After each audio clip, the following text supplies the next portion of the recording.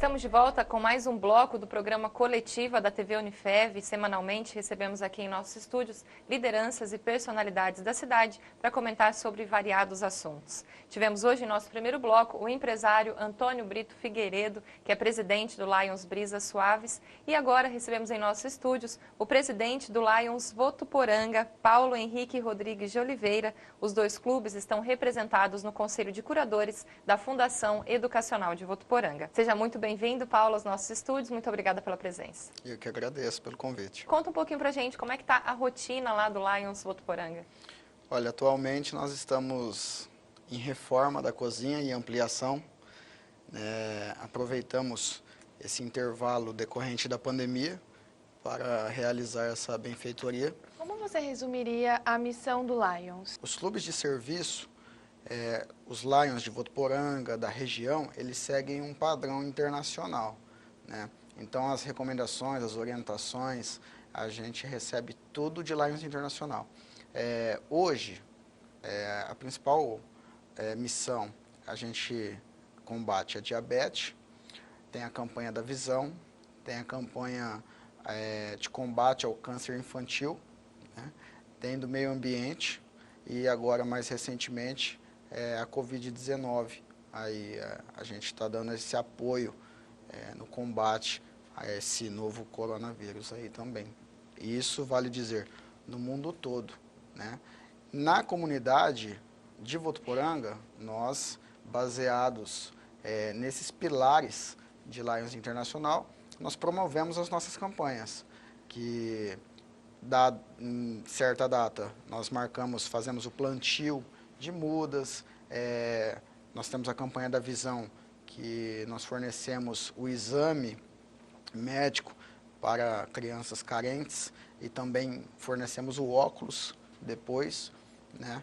E temos as campanhas, as promoções que fazemos para ajudar as entidades da nossa cidade também, que às vezes foge um pouco desses pilares aí de Lions Internacional, porém atinge o objetivo de Lions, que é ajudar os menos favorecidos, os mais necessitados. E quem pode participar do Lions?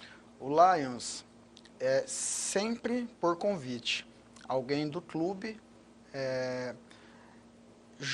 digamos assim, coloca o nome da pessoa durante algumas reuniões, né? Cada clube tem um método de aprovação, de ingresso de um novo associado, mas em regra geral é isso. É colocado o nome da pessoa, essa pessoa geralmente é uma pessoa de boa índole na cidade, é reconhecida, que é conhecida talvez pelas boas ações que faz, que não tem nenhum fato que desabone essa pessoa. Se aprovada durante as reuniões, ela é, a partir daí, convidada a ingressar no Lions. Paulo, o Lions é muito conhecido pelos eventos que desenvolve ao longo dos anos, né? Agora, ao longo do ano todo. Agora, durante a pandemia, vocês, claro, tiveram que paralisar. Como é que está esse planejamento de ações? As nossas promoções, justamente por conta da pandemia, elas sofreram algumas alterações. Por exemplo, as campanhas não param. Atualmente, na data de hoje, nós estamos com uma promoção da pizza, né, que nós vamos fazer a entrega no dia 26 do corrente mês, vai ser no sábado, e essa renda ela já foi revertida para uma entidade da cidade. Então, o que mudou praticamente foi o seguinte: os eventos, os almoços, as festas presenciais, né, com aquela aglomeração, aquele calor humano, foi substituída por promoções, feijoada, galinhada, pizza, na modalidade de delivery, né? Então a pessoa vai lá, pega a pizza ou a gente entrega também, né, sem custo nenhum a mais. Então, de uma forma ou de outra, o nosso serviço não pode parar, porque se está difícil para quem tem uma condição melhor, aqueles menos favorecidos está mais difícil ainda. Então nós não podemos parar, nós temos que sempre colocar a máquina para correr, para andar. Agora, falando um pouquinho sobre a sua carreira. Você que é advogado criminalista, formado em Direito aqui pela Unifev em 2014, recente, inclusive, né? Sim. Quais foram as bases que a faculdade te deu para exercer a profissão?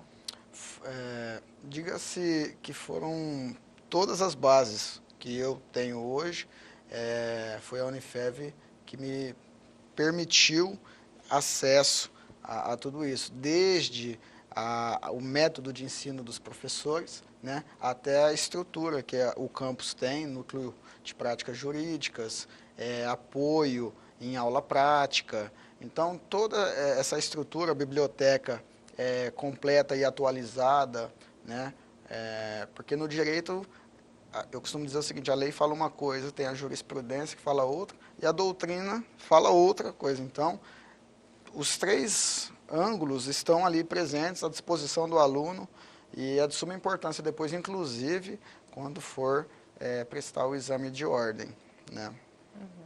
Bom, você é muito jovem, como a gente comentou, né? Sim. Tem o quê? 28 28 anos. 28 anos. E já tem aí uma boa atuação na comunidade. Você é membro do Conselho Comunitário de Segurança, o CONSEG, de Votuporanga, e presidente do Lions Club de Votuporanga.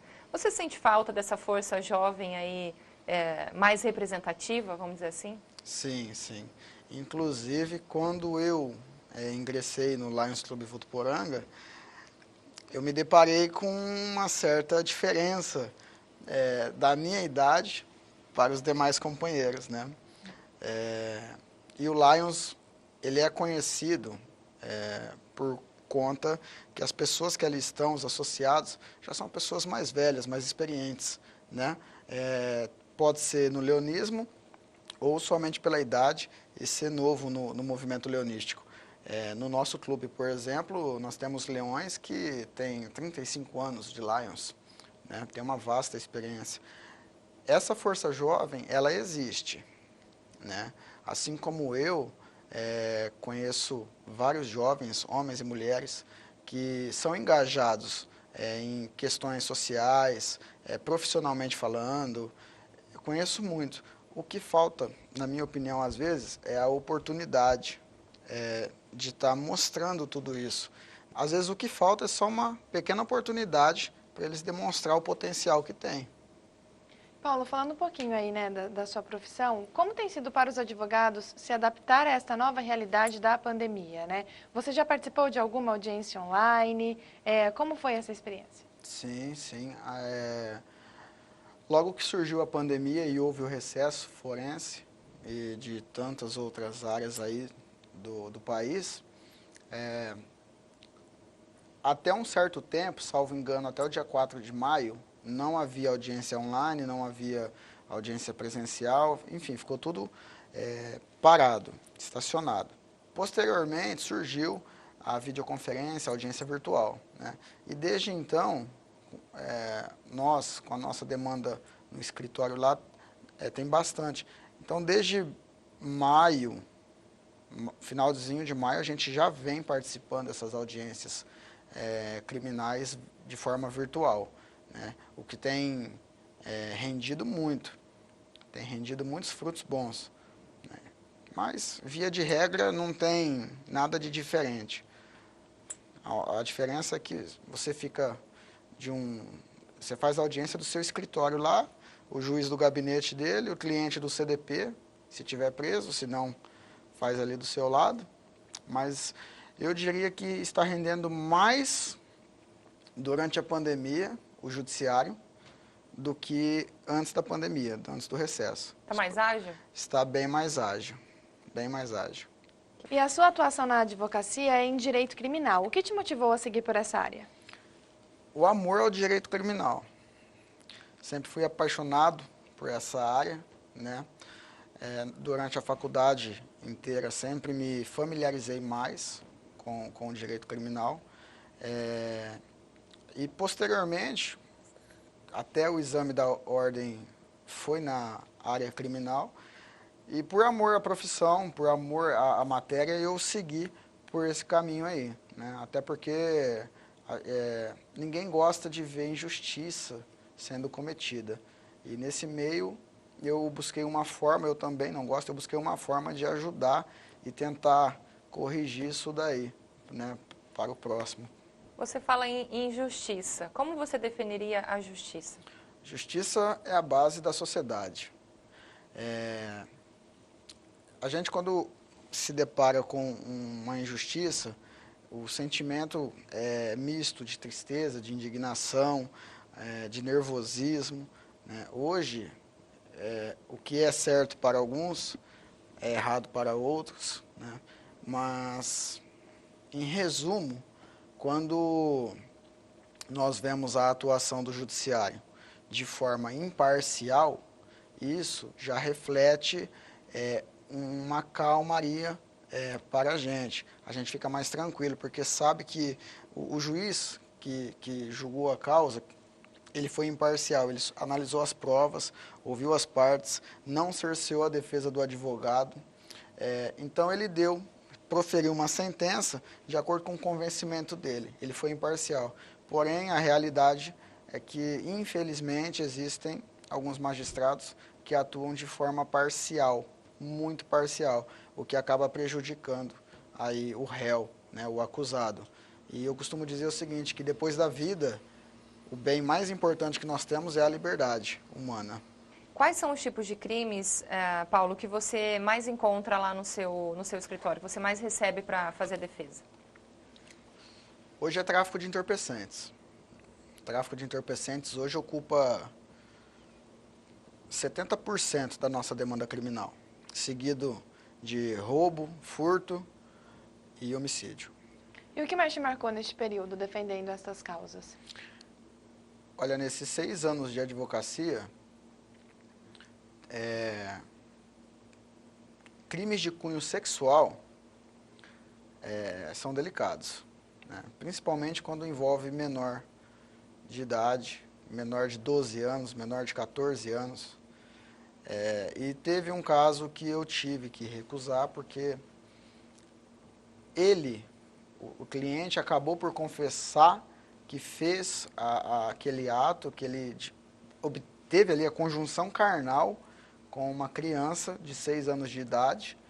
E eu, durante a entrevista, porque a gente tenta saber se o cliente está mentindo, se ele não está, o que ele tem mais para dizer, para não ser surpreendido lá na frente.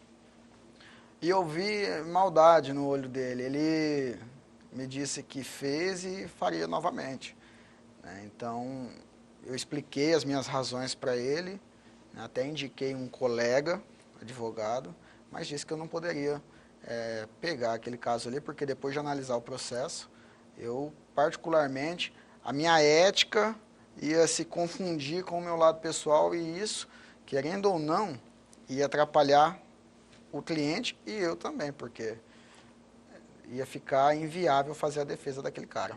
Paulo, então o advogado ele pode negar fazer uma defesa? Pode. Se ele se deparar com algo que vá contra a ética dele, os princípios dele, o que ele acredita na vida, enfim, ele não é obrigado a defender ninguém, né? Defende quem ele quer e eu acho que é até mais justo com o cliente agir dessa forma do que, às vezes, simplesmente por questões financeiras, assumir o caso, sabendo que não vai conseguir desempenhar um bom trabalho, porque aquilo tudo vai contra os princípios, a ética dele. Quando eles te procuram, então, eles têm uma sinceridade sobre o que fizeram? Alguns, sim. Eu diria que 70% sim, mas tem uns 30% que não confia nem no advogado. E relação de cliente-advogado é confiança. Primeiro quesito, se não houver confiança, a relação entre os dois ela não será estabelecida. E se for, ficará com um elo muito fraco, né? Então é isso. Como se manter neutro nessas situações em que o acusado, vamos dizer assim, te confessa um crime e você precisa defendê-lo? Como lidar com essa situação, Paulo? Se for um crime até, pode ser de grande repercussão ou bárbaro, qualquer coisa do tipo, o advogado, creio que 99% da classe sabe separar o lado profissional do pessoal, né? Ele sabe ali, ele tem a ética, ele pautado na ética, ele vê se atende o cliente ou não, se é capaz de defender os interesses dele ou não. já dizia o ditado, para médico e para advogado não se mente, né?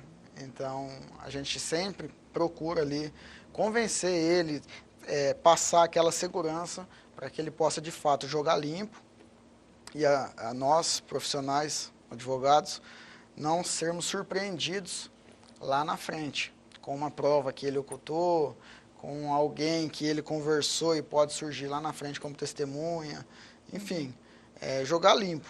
Né? Porque não é sempre defender a inocência, não é isso, Paulo? É buscar, talvez, às vezes, o melhor acordo, não é isso? Sim. Às vezes é o caso que não, você vê que não dá para absolver.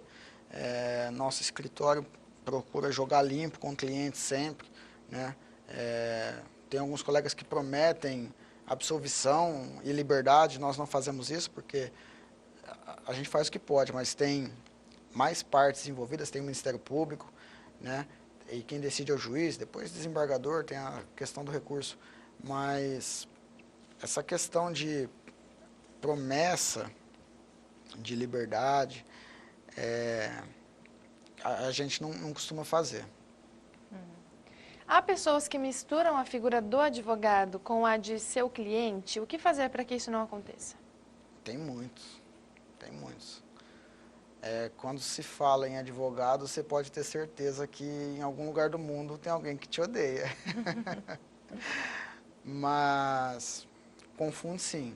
Tem gente que fala, mas defende bandido, é bandido também.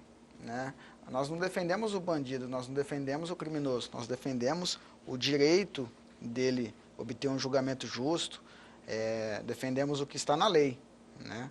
Não propriamente a conduta dele.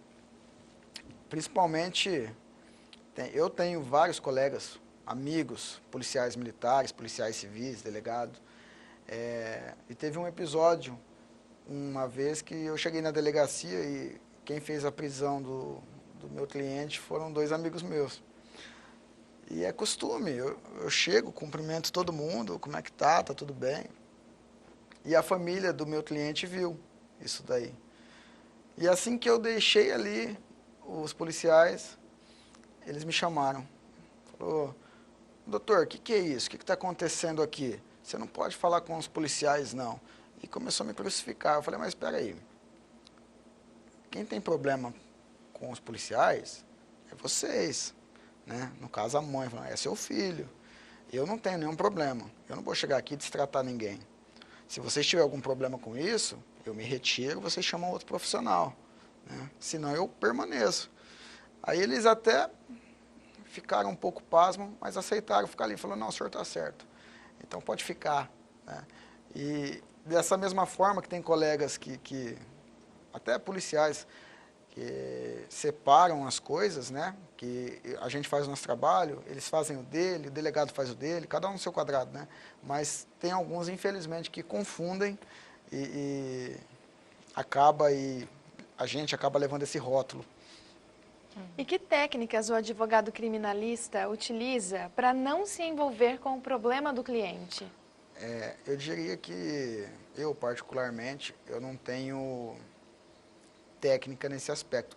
O que eu faço é analisar a minha ética, né, os meus princípios e saber separar ali o problema dele, né, da defesa que nós vamos fazer, para as coisas não se confundir, porque acaba prejudicando mais o cliente. Se o advogado se confunde com o problema dele e entra em conflito interno com os seus princípios, ele vai ficar desnorteado, não por consequência, não fará uma boa defesa e o cliente será o mais prejudicado, o maior prejudicado nisso tudo. Paulo, existem muitos casos de reprovação social, né, que inclusive tem grande repercussão, influência da mídia. Você já recebeu casos assim? Como foi lidar com isso tudo? Já recebemos. Inclusive, recentemente, teve um caso aqui na cidade de uma mulher que foi esfaqueada num pesqueiro. Né? Esse homem é nosso cliente. Até no dia dos fatos, ele deu uma entrevista e acabou ali, no calor da emoção, falando que tinha cometido aquele crime ali motivado por paixão. Né? Isso causou alguma revolta uma certa revolta na população. E nós temos que saber separar as coisas. O fato que ele cometeu, quais foram as circunstâncias que aquele fato ocorreu. Tem a questão também da vitimologia, né? Qual que foi a culpa da vítima para que ocorresse aquele crime? Não é uma tentativa de justificar o cometimento do crime, né? Mas para toda ação tem uma reação, talvez uma reação exorbitante, né? Mas enfim, aconteceu. E a gente procura separar as coisas para que o cliente não seja prejudicado. Mas a questão da reprovabilidade social, isso é inevitável. E você acredita que esse papel da mídia realmente exerce uma influência no resultado depois do processo? Exerce. A mídia hoje tem um papel de suma importância, de conhecimento geral isso. E quando acontece esse fato, algum crime bárbaro que choca a população, né, principalmente cidade aqui do interior, a gente não, digamos assim, tem aumentado, mas nós não estamos acostumados a lidar com esse tipo de crime toda semana. Acontece de vez em quando, né? E o que acontece às vezes é só um pouco de distorção dos fatos. Não, eu não diria distorção dos fatos, eu diria... Porque quando a mídia chega ali no local, ela trabalha com o que ela tem. Então, o policial chega lá, olha, a mulher está morta lá e o cara está com a arma na mão, ou está com a faca na mão. Então, ele vai trabalhar com aquilo que tem. É que depois, posteriormente, quem vai atuar no processo, ele vai ver como é que foi, o que aconteceu, de que forma foi cometido o crime, né? E aí dá para entender o contexto da situação, entendeu? Mas eu diria que a mídia não atrapalha nesse aspecto. Mas influencia. Mas influencia. E em muitos casos, imagino que, principalmente nos criminais, os advogados são vidraças, são criticados. Como lidar com isso, Paulo? Vidraças... Neste caso, principalmente, né? Foi um deles, sim, né? Sim. Nesse caso, se confunde até anteriormente aqui com o que eu disse, das pessoas misturarem a figura do cliente com a do advogado, né? A questão de ser vidraça, a gente está aí para isso mesmo. Sabemos que toda a culpa recai sobre o advogado. Se o processo demora, não é por conta que o Tribunal de Justiça tem muitos processos para julgar. A culpa é do advogado. Se acontece qualquer coisa, a culpa é do advogado. Só que nós temos que ter esse jogo de cintura para explicar para o cliente qual que é o contexto da situação, por que o caso dele está demorando, o porquê que o vizinho dele foi solto e ele ainda está preso, né? Tem que explicar que o direito é formado de diversos entendimentos, né? Tem juiz que entende de uma forma, o outro entende de outra forma, às vezes casos semelhantes, condenações diferentes, então tem muito disso. E quem for ingressar nesse meio criminal, ser o advogado e partir para a área criminal, tem que ter ciência disso e não se abalar por conta de ser vidraça. Ele tem que aguentar firme. Paulo, tem alguma formação específica, além da faculdade, para quem quer seguir na área criminal? Alguma qualificação? Pode-se fazer a pós-graduação, né? A especialização, porque como é muito amplo o crime, então a pessoa pode, o advogado criminal pode se especializar na lei de drogas, na lei Maria da Penha, né? Recentemente aí surgiu o pacote anticrime, né? Então ele pode se especializar em algumas áreas para poder seguir o caminho. Mas via de regra, quando você começa a estudar, você vai estudar geralmente o que você mais pratica, né? Você vai pegar um determinado assunto, se você está atuando mais com tráfico de entorpecentes, você vai pegar lá a Lei 11.343 de 2006, vai estudar ela, vai se aprofundar, vai se especializar, né? E a advocacia, todo dia você estuda um pouco, né? Tem um ditado que fala que se você não estudar, você será cada dia menos advogado. Então tem que estudar todo dia. A especialização é o próprio advogado que escolhe mesmo. E Paulo, qual é a reação do advogado quando recebe a informação de que o cliente, né, foi condenado e será preso? Via de regra, até é uma regra que não é uma regra, porque a lei fala que a prisão é em último caso, né? Tem outras medidas elencadas lá pelo artigo 319 do Código de Processo Penal, que são medidas cautelares diversas da prisão, né? Então, prisão é o último caso. Só que no Brasil, a situação está totalmente invertida, né? Hoje, primeiro se prende, para depois apurar se ele é culpado ou inocente. Quando o cliente está solto e no final do processo, depois de recurso, com o trânsito em julgado, venha a ser expedido um mandado de prisão, eu costumo já chamar o cliente, explicar toda a situação, tudo que foi feito, né, e dar a notícia de imediato, porque ele tem que estar ciente que ele pode estar andando na rua, ele pode ser preso, ele vai no poupa-tempo, tirar a segunda via de um documento, ele pode ser preso. Então, essa ciência, até por questão de honestidade, transparência e ética profissional, o advogado ele tem que ter ciência disso. Ele tem que passar essa informação para o cliente. Em contrapartida, para amenizar ali o desespero dele, então você faz o cálculo da pena, já vê quando que ele vai poder progredir de regime, né? Se ele tiver que ir para o semiaberto, já explica para ele, olha, daqui tanto tempo você já vai para o regime aberto, aí você está na rua, né? Se for para o fechado, olha, daqui tanto tempo você vai para o semiaberto, aí você vai poder trabalhar, voltar para dormir lá no presídio só. Então, você tenta ali dar uma contrapartida para amenizar o desespero dele e principalmente da família dele. Paulo, é uma rotina disponível 24 horas, não é? 24 horas. Meu celular fica ligado 24 horas. Geralmente, os flagrantes acontecem após aí as 7 da noite. Mais de final de semana? Mais de sexta, sábado, domingo.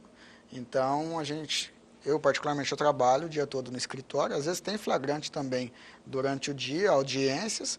Aí, às vezes, a gente chega em casa, eu tomo um banho, vai descansar, o telefone toca, doutor, meu filho foi preso, meu irmão foi preso, o senhor pode vir na delegacia. Aí a gente se troca, coloca novamente o terno, né, ou a camisa social, e vai para a delegacia enfrentar mais uma jornada de 3 ou 4 horas, dependendo do caso. Sobre os crimes de internet, Paulo, o seu escritório já recebeu algumas coisas assim? Muito pouco, até porque tem uma lei nova de proteção de dados que entrou em vigor e o pessoal está se especializando nela para poder atuar. Mas até porque na nossa região, aqui na cidade de Votuporanga, são raros os casos, né? Então nós ainda, para te falar a verdade, atuamos muito pouco nessa área aí. Paulo, eu pedi a colaboração do professor Walter Sampaio, do curso de Direito da Unifev, que nos enviou algumas perguntas para fazer para você. Uma delas, ele fala que ultimamente nós temos visto, né, várias ações policiais em escritórios de advogados, cumprindo mandados de busca e apreensão, o que tem gerado repúdio da própria OAB. Qual a sua visão a esse respeito?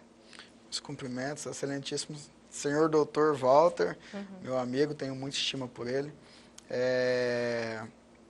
Eu acho o seguinte, ninguém está acima da lei, nem o advogado, nem o juiz, nem promotor, nem deputado, parlamentar nenhum. Quando ocorre esse tipo de investigação, que tem já a investigação em face do advogado, eu acho justo e legal que seja, enfim, determinado a busca e a apreensão, se for o caso, no escritório de advocacia, enfim, como um cidadão comum responderia e teria que aguentar as consequências, o advogado também. Só que nós temos o Estatuto da OAB, né, que é uma lei federal, e lá tem algumas prerrogativas, né, que elas devem ser respeitadas, né? Então, respeitadas as prerrogativas que constam no Estatuto da OAB, respeitadas por parte da polícia, por parte do Ministério Público, por parte do magistrado, ao meu ver, nenhum problema com relação às buscas em escritório de advocacia. Ressalto, desde que respeitadas as prerrogativas do profissional. E Paulo, estamos em ano eleitoral. Como cidadão votuporanguense, o que você espera de um governante e, na sua opinião, para quais áreas o futuro prefeito deve dedicar maior atenção? Olha, o que eu espero, eu creio que é o que 99,9% espera também, que é uma atenção voltada para a saúde, para a educação, apesar de que as nossas escolas municipais têm um ensino excelente, né? O poder público municipal tem dado muita atenção nesse ponto. Agora, o futuro prefeito que vier aí, ele tem que terminar aquele shopping, né? Em resumo, é isso, tem que ser uma pessoa qualificada, que esteja disposto a firmar parcerias com multinacionais, com empresas que possam trazer o crescimento para a nossa cidade, né? Em resumo, é isso daí.